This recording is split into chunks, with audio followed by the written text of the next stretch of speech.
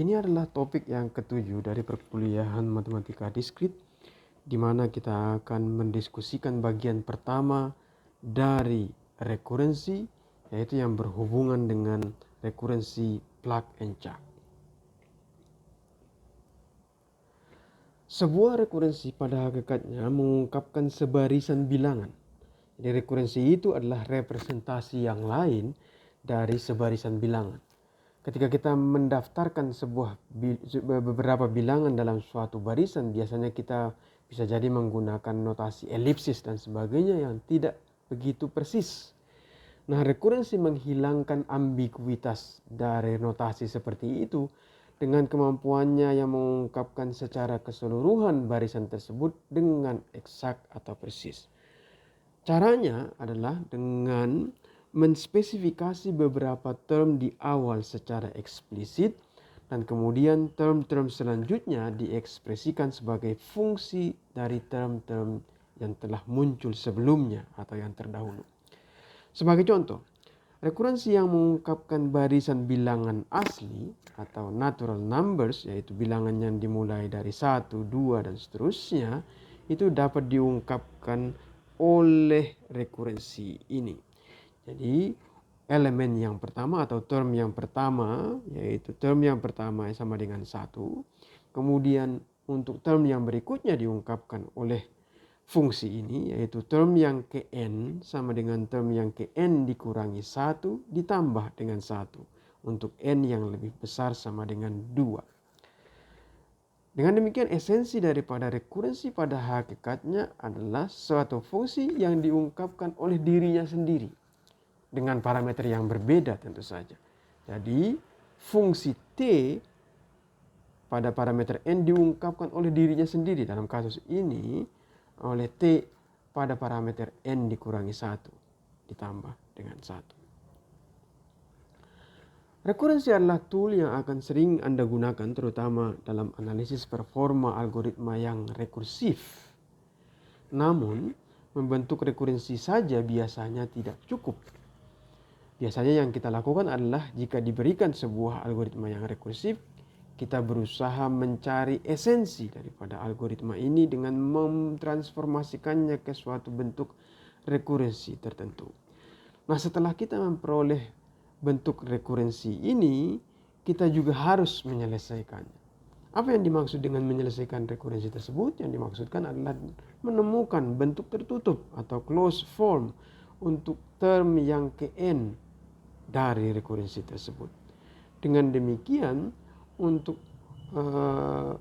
term yang ke n itu dapat kita ungkapkan dalam suatu rumus sederhana yang tidak lagi melibatkan fungsi t, yang tidak lagi melibatkan rekurensi. Ada dua teknik untuk menemukan solusi umumnya. Yang pertama yang disebut dengan guess and verify. Yang kedua disebut dengan plug and chug. Dan juga di perkuliahan ini kita akan memperkenalkan dua kelas rekurensi, linear dan divide and conquer. Nah, kedua kelas ini dapat diselesaikan dengan metode cookbook yang pada hakikatnya otomatis, yang ini nanti akan kita perkenalkan. Perlu dicatat bahwa rekurensi itu sangat natural di ilmu komputer. Jadi kalau kita perhatikan, rekurensi itu adalah suatu fungsi dengan parameter yang besar dan semakin lama parameter itu semakin kecil dan seterusnya. Dan ini sebetulnya berasosiasi dengan apa yang kita lakukan di ilmu komputer. Memperkecil suatu permasalahan yang besar secara progresif menjadi masalah-masalah yang lebih kecil, yang kemudian yang lebih mudah untuk diselesaikan. Itu adalah esensi daripada penyusunan algoritma. Ini mirip dengan induksi, mirip dengan algoritma yang rekursif, dan inilah yang berusaha ditangkap dengan rekursi. Baik, kita akan melihat contoh sekarang, contoh di mana kita membawa persoalan nyata menjadi persoalan rekursif. Dan setelah kita memperoleh rekurensinya, kita akan menyelesaikan. Kita akan demonstrasikan ini melalui contoh yang disebut dengan Towers of Hanoi. Di Towers of Hanoi kita memiliki 3 buah tiang yang di dalamnya yang pada setiap tiang ada cakram-cakram yang berbeda diameternya, dari yang kecil, yang paling besar di bawah, dan kemudian berurutan ke yang paling kecil di atas.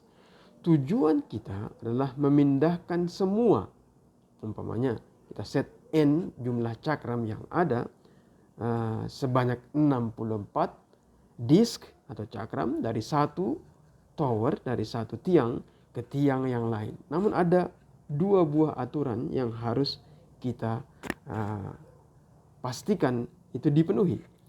Yang pertama, satu-satunya aksi yang boleh dilakukan adalah memindahkan disk yang berada di puncak satu tower ke tower yang lain. Dan itu berarti memindahkan satu buah disk. Oleh karena itu kita dilarang untuk memindahkan dua buah disk atau lebih sekaligus. Dan kemudian disk yang lebih besar tidak boleh diletakkan di atas disk yang lebih kecil pada tower manapun. Pertanyaannya sekarang adalah bagaimana caranya kita memindahkan N buah disk tersebut dan berapa langkah yang kita perlukan. Kita lihat contoh untuk N yang kecil yang masih bisa kita handle dengan melihat langkah per langkah. Jadi di awal kita memiliki 3 buah tiang dan ada 3 buah disk di sini. Maka yang dapat kita lakukan adalah disk yang paling kecil kita pindahkan ke tiang yang nomor 3, satu langkah. Kemudian disk yang di tengah-tengah dipindahkan ke tiang yang di tengah-tengah, 2 langkah. Setelah itu disk yang paling kecil dipindahkan ke tengah-tengah di atas daripada disk yang ada di situ, itu 3 langkah. Kemudian langkah yang keempat, disk yang paling besar dipindahkan dari tiang yang pertama ke tiang yang ketiga. Ya, itu langkah yang keempat. Langkah yang kelima, disk yang paling kecil dipindahkan ke tiang yang pertama. Kemudian langkah yang keenam, disk yang di tengah-tengah dipindahkan ke tiang yang ketiga. Dan yang terakhir adalah disk yang paling kecil dipindahkan ke atas, ditumpukan di tiang yang ketiga. Kalau kita perhatikan, oleh karena itu untuk N sama dengan 3 disk, kita memerlukan 7 langkah. Permasalahannya adalah, dapatkah kita ungkapkan jumlah langkah ini dengan cara yang elegan, yang mampu mengungkapkan segala kemungkinan? Bagaimana caranya? Pertama-tama kita lihat dulu. Asumsikan bahwa Tn, suatu fungsi T dengan parameter N, itu merepresentasikan jumlah minimum langkah yang diperlukan untuk menyelesaikan masalah dengan N buah disk. Jadi jumlah langkah untuk N buah disk. Oke, kita mengetahui beberapa nilai yang di awal. Sebagai contoh, T1 itu sama dengan 1, karena kalau hanya ada satu disk, satu langkah saja sudah cukup. Tadi kita sudah melihat ya, T2 juga kalau Anda perhatikan itu bisa dengan 3 langkah. Ya, T3 tadi sudah kita coba 7 langkah dan seterusnya. Dan kemudian itu adalah term-term yang awal. Namun tidak hanya itu, sebetulnya kita bisa melihat solusi rekursif di antara mereka. Kita memikirkannya secara abstrak. Bentuknya seperti ini. Kalau kita melihat secara abstrak, yang kita lakukan itu pada hakikatnya adalah mencoba memindahkan N dikurangi 1 disk teratas dari tiang yang pertama ke tiang yang kedua. Tentu saja ini tidak dapat dilakukan dalam satu langkah. Ini memerlukan banyak sekali langkah dengan menggunakan solusi untuk masalah N dikurangi 1. Kita tidak tahu berapa langkah yang diperlukan, tapi kita tahu berdasarkan notasi kita bahwa langkah yang diperlukan adalah T N dikurangi 1. Jadi fungsi T dengan parameter N dikurangi 1. Setelah itu pindahkan disk yang paling bawah, yang terbesar, dari tower pertama ke tower yang ketiga. Ini jelas-jelas memerlukan 1 langkah. Setelah itu kita berusaha memindahkan N dikurangi 1 buah disk yang sudah ada di tiang yang kedua tadi ke tiang yang ketiga. Sekali lagi, ini tidak mungkin dilakukan dalam 1 langkah, tetapi memerlukan, meskipun tidak tahu persis, kita tahu bahwa langkah yang diperlukan adalah Tn dikurangi 1. Jadi dengan demikian, ini adalah ilustrasinya. Jadi di langkah yang pertama kita berusaha memindahkan N dikurangi 1 buah disk teratas ke tengah-tengah. Ya, ini memerlukan Tn dikurangi 1. Kemudian pindahkan disk yang paling bawah ke tiang yang nomor 3 ini memerlukan satu langkah. Kemudian di tahap yang ketiga kita memindahkan N dikurangi 1 disk tadi dari tiang yang kedua ke tiang yang ketiga. Ini memerlukan Tn dikurangi 1 langkah. Dan algoritma itu adalah algoritma yang terbaik. Oleh karena itu kita dapat menuliskan persamaan rekurensi untuk Tn. T1 sama dengan 1 dan Tn sama dengan 2 Tn dikurangi 1 ditambah 1 untuk N yang lebih besar sama dengan 2. Ini adalah rekurensinya. Setelah kita memperoleh rekurensi ini, sekarang kita akan mencoba mencari bentuk tertutupnya atau closed form solution.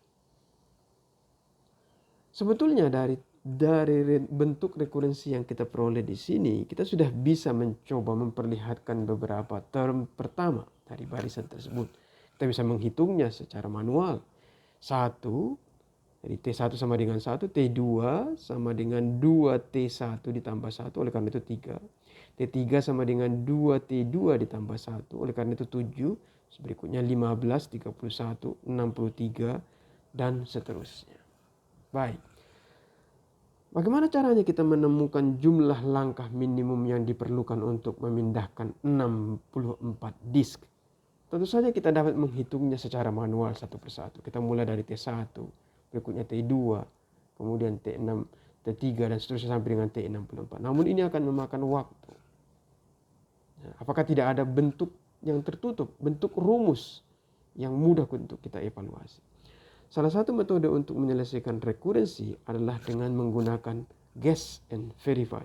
Sebagai contoh, dengan mengamati barisan 1, 3, 7, 15, 31, 63, sebetulnya kita sudah bisa melihat pola.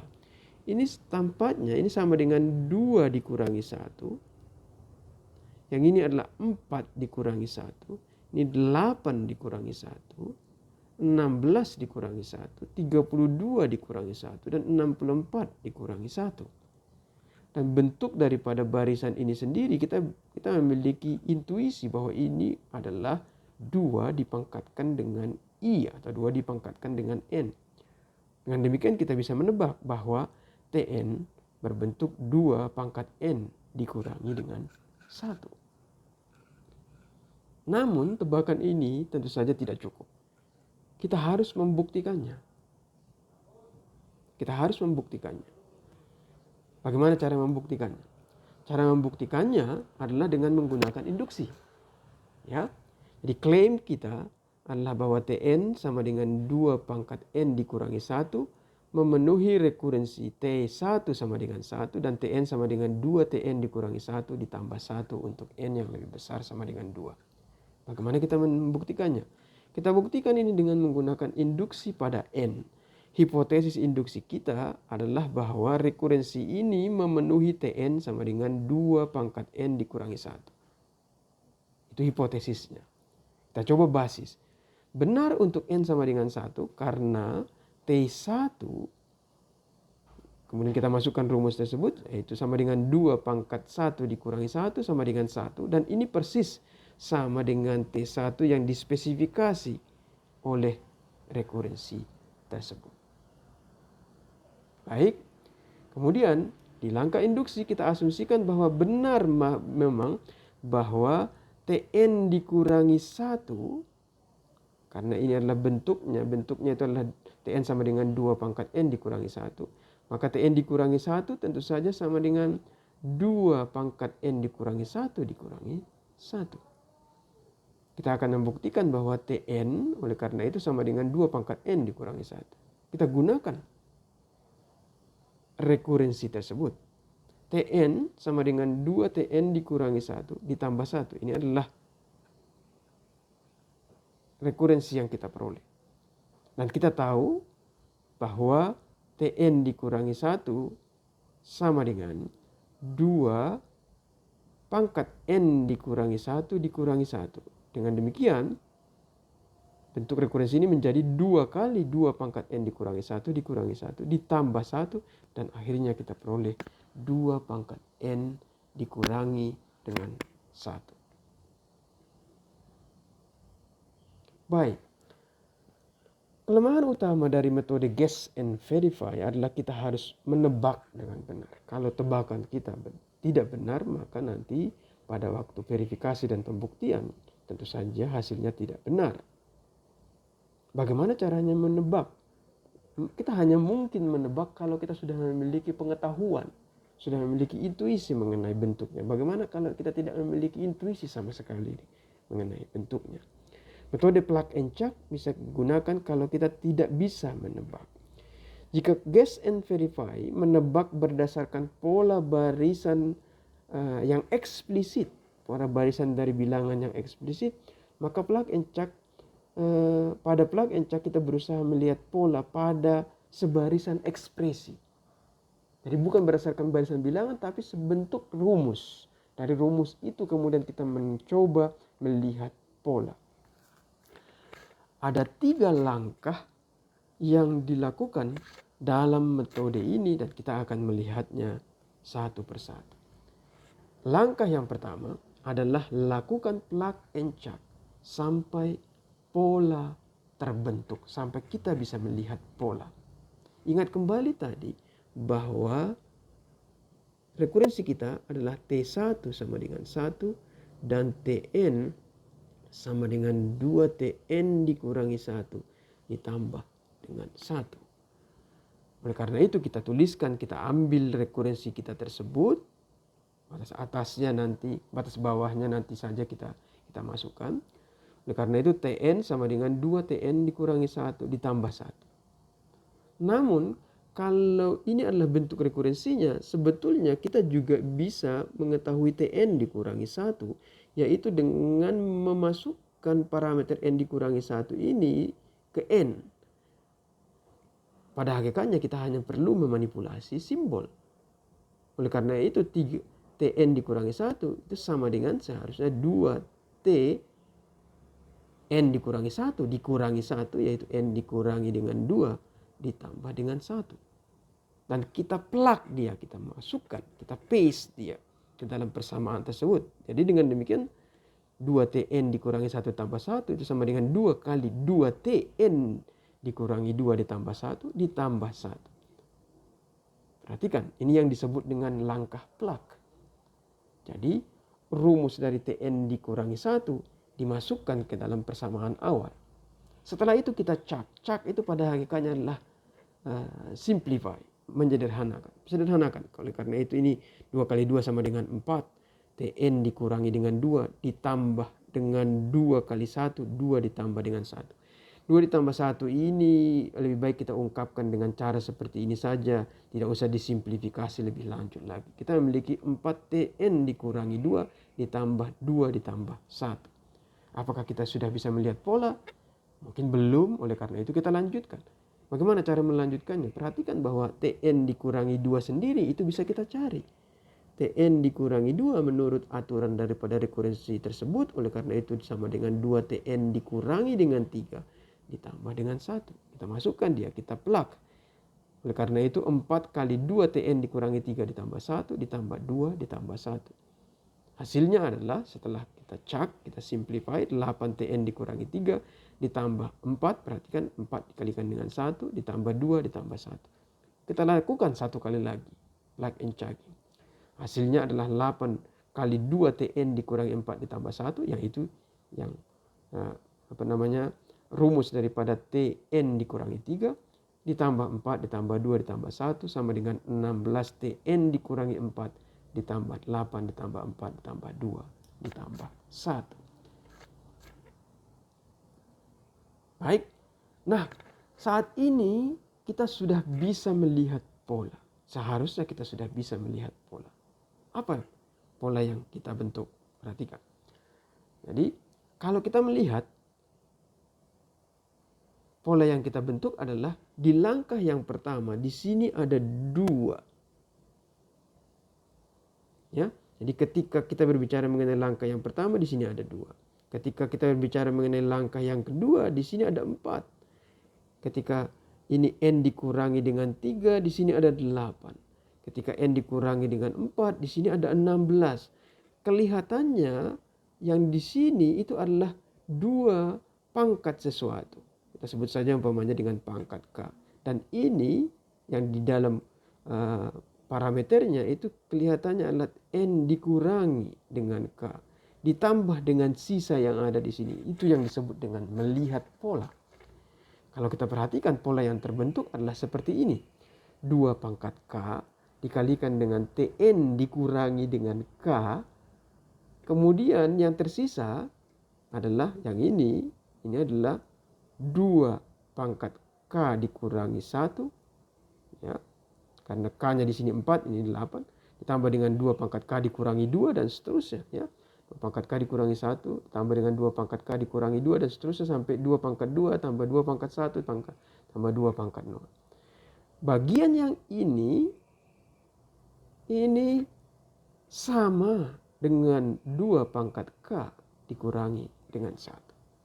Dengan demikian kita menemukan pola bahwa pola yang terbentuk adalah Tn sama dengan 2 pangkat K kali T N dikurangi dengan K ditambah 2 pangkat K dikurangi dengan 1. Nah, pola yang terbentuk ini bisa jadi kita temukan, tetapi kita mesti harus memverifikasi dulu.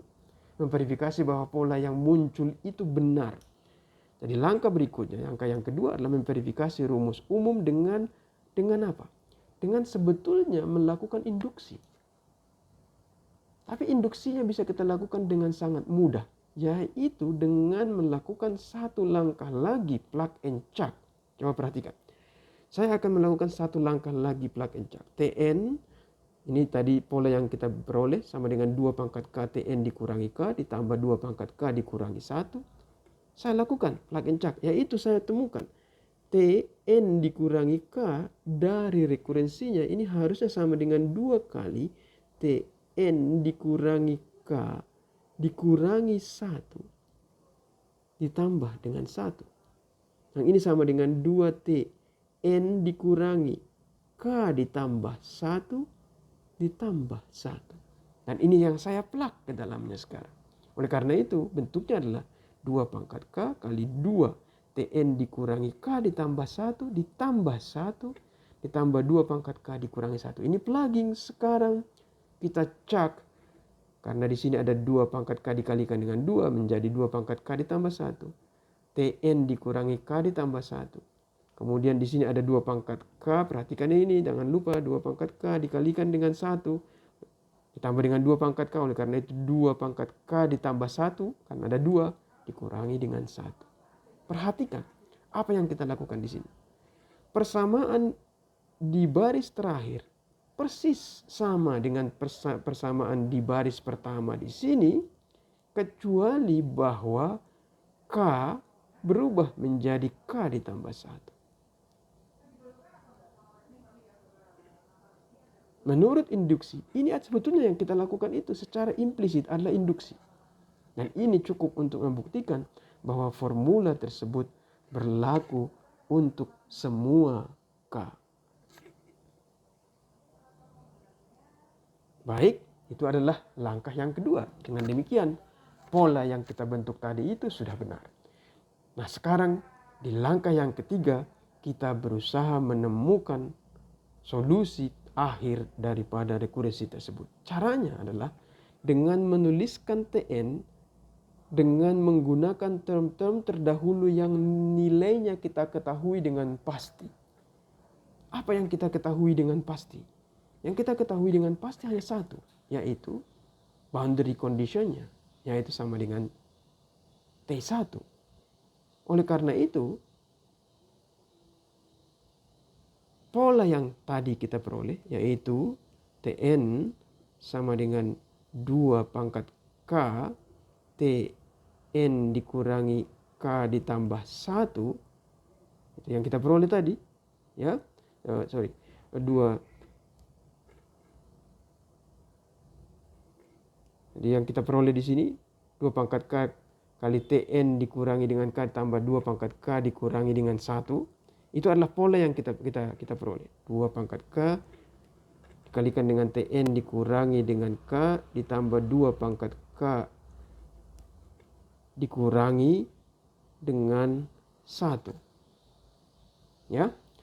Tadi kita lihat bahwa yang kita ketahui itu hanya satu. Oleh karena itu yang kita set.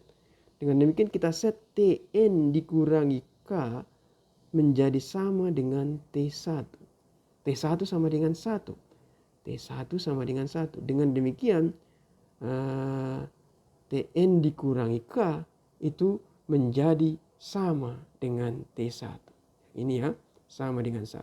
Tapi kalau Tn dikurangi K sama dengan 1 itu artinya sama juga dengan menyebutkan bahwa N dikurangi K sama dengan 1. Ya, kalau N dikurangi K sama dengan 1, oleh karena itu K itu sama dengan, jadi K sama dengan N dikurangi dengan 1. Dengan demikian K yang ada di sini bisa kita gantikan dengan N dikurangi 1. 2 pangkat N dikurangi 1. T1 di sini perhatikan.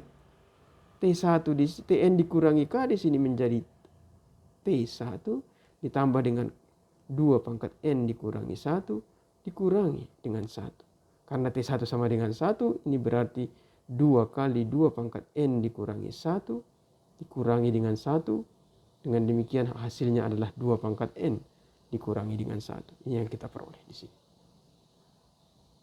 Jadi dengan melihat pola kita dapat menyelesaikan dan menemukan bentuk tertutup dari rekurensi tersebut. Namun pola yang kita lihat bukanlah pola dalam bentuk barisan, tetapi pola dari rumus atau ekspresi.